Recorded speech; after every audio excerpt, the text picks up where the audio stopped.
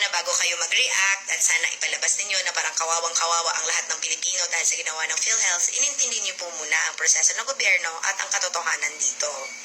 Ang hirap ng trabaho ni Jam Magno, yung pagmukain niyang tama ang isang mali. Intindihin daw muna ang proseso ng gobyerno bago mag-react. So sino nga ba ang hindi nakakaalam ng proseso ng gobyerno? Sagutin natin to, let's do this. Ako na magsasabi baka hindi ko masagot ang lahat ng mga sinabi ni Jam Magno sa isang video lang dahil sobrang haba ng video niya. Pero susubukan kong sagutin as much as possible ayon sa nalalaman ko. Po budget ang tinanggal sa PhilHealth, guys, subsidy po mula sa gobyerno. Ayon sa Republic Act No. 11223 o Universal Healthcare Act, ito ang iba't ibang pinagkukuhanan ng budget ng PhilHealth para maipatupad ang batas na to. Una ay parte sa koleksyon ng sin tax, pangalawa 50% ng national government share sa income ng PAGCOR, pangatlo 40% of the charity fund net of documentary stamp payments and mandatory contribution of the Philippine Charity Sweepstakes Office o PCSO. Siyempre, hindi mawawala ang premium contributions ng mga members ng PhilHealth.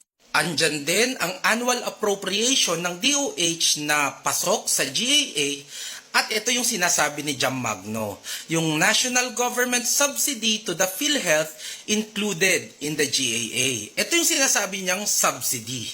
So kung ang mga ito from A to F ang pinagkukuhanan ng budget ng PhilHealth at tinatanggalan mo siya nitong letter F na subsidy from the GAA, meaning tinatanggalan mo sila ng pondo technically.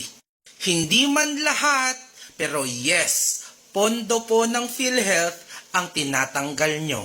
Di rin po totoo na ang tinanggal na subsidy mula sa PhilHealth ay nilipat po sa ibang ayuda programs. Fake news po yan. Hindi po yan totoo. Hindi ko alam kung paano to nasasabi ni Jam Magno.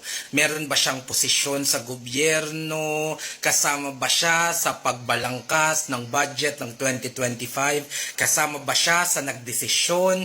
Hindi ko alam kung paano niya nasasabi na hindi na ilipat itong budget nito dito. Hindi ko alam. Hopefully, Jam Magno, since nasasabi niya naman na fake news at hindi totoo itong part na to, she can also give us a proof kung saan nilagay yung budget na para dapat sa subsidy ng PhilHealth. Ang gusto lamang po ng kamera, kasama po ang Senado, ay ayusin po ng PhilHealth ang sistema po nila. Question po ang PhilHealth, bakit po ang taas pa rin ng kanilang mga contribution na hinihingi mula sa pangkaraniwang mga tao at hindi po nag-iiba yung pagkakaltas. Kasi diba nagre-reklamo kayo na ito po yung sakit namin, ito lang po yung kinaltas. Kasalanan po ito at dapat po itong sagutin ng PhilHealth. Kung yun pala ang gusto ng House of Representatives at ng Senado na magamit sa tama ang mga pondo dyan sa PhilHealth, bakit wala akong narinig na kasing bangis sa ibang mga hearing in aid of legislation tungkol sa pag-transfer ng 90 billion from PhilHealth sa pondo ng gobyerno natin? Kasi kung yun pala ang gusto nila, hindi ba dapat grabe yung pag-question nila at pagpapasagot nila sa PhilHealth at dapat gumawa sila ng effort in aid for legislation na yung transfer ng 90 billion ay mapigilan at maibalik sa pondo ng PhilHealth.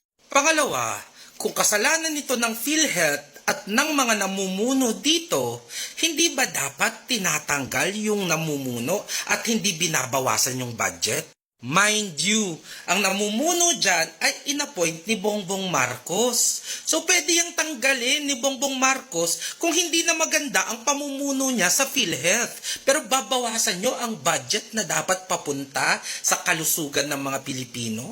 So sinong kawawa? Yung mga Pilipino o etong head ng PhilHealth PhilHealth at ang mga namumuno dyan na magsisweldo pa rin kahit anong bawas nyo sa subsidy nyo dyan. Ikaw na din nagsabi, Jam. Ang PhilHealth po ay hindi ho kawawa.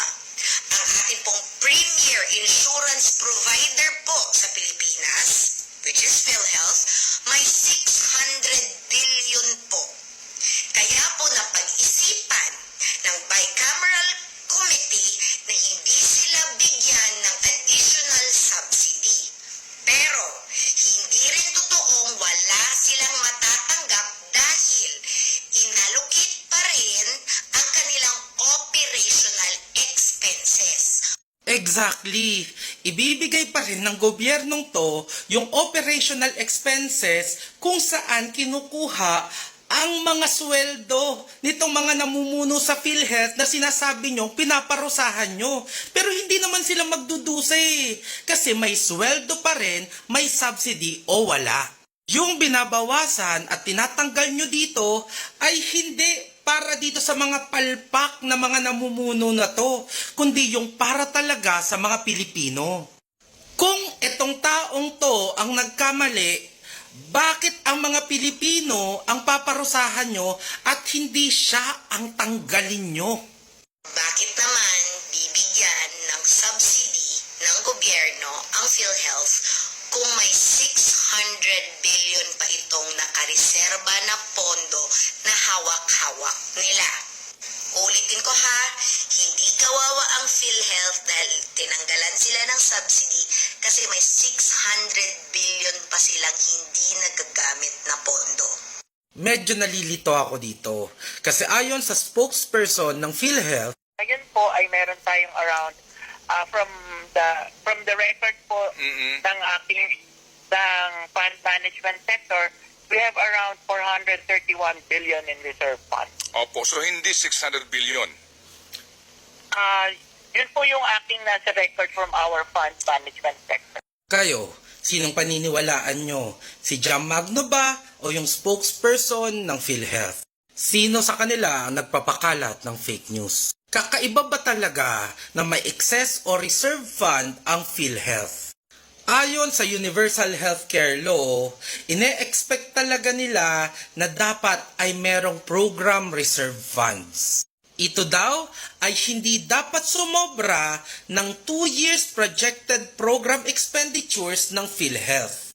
Actually, sa program reserve funds na to na hindi ginagamit ng PhilHealth, dito sila kumukuha ng perang pang-invest para makakuha ng maraming profit para masustain ang mga binibigay na benefit ng PhilHealth sa mga miyembro nito.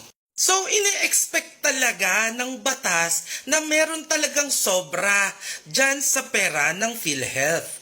Actually, ine-expect talaga ng batas na sobra-sobra pa ang magiging pera sa PhilHealth na nakalagay dito na kung meron pa daw sobra dyan, ito ay ang gagamitin to increase the program's benefit o kaya pababain na lang ang premium contribution ng mga members.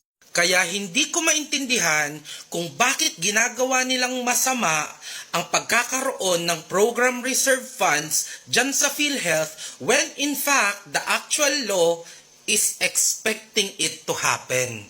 Ito pa ang malala dito. Ano po ang definition nitong national government subsidy in the first place, Doctor? Well, the national government subsidy po kasi ang nasa batas is premium contributions for all the indirect contribution.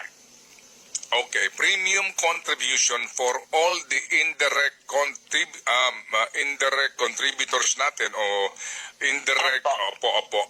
Ito palang subsidy na sinasabi ni Jam Magno na hindi na ibibigay ng gobyerno, ito pala ay nakalaan para bayaran ang premiums ng PhilHealth ng ating mga indirect contributors. Ito yung mga indigents, members ng 4Ps, mga senior citizens, mga PWD. Ito yung hindi mababayaran nitong subsidy na to. At alam nyo ba kung saan kinukuha ng gobyerno ang pangbayad sa subsidy na to? Itong pinag-uusapan natin na subsidy, separate ba and distinct ito sa koleksyon po ng sin taxes at ilang pang contribution gaya po na nanggagaling sa PAGCOR at PCSO para sa PhilHealth? Yung pinakita ko kanina. Yun pong, ang sinasabi po kasi, yung pong mga magiging subsidy ng government for the premium contributions of the indirect would be coming from the earnings of the sin taxes. Doon po siya naka-earmark. In short, yung syntax na sinasabi sa batas na dapat ay binibigay talaga sa PhilHealth, yun ang hindi nila ibibigay. If these lawmakers are not following what the law told them to do, are they breaking the law? Inalam muna kaya ito ni Jam Magno bago siya nag-react sa issue.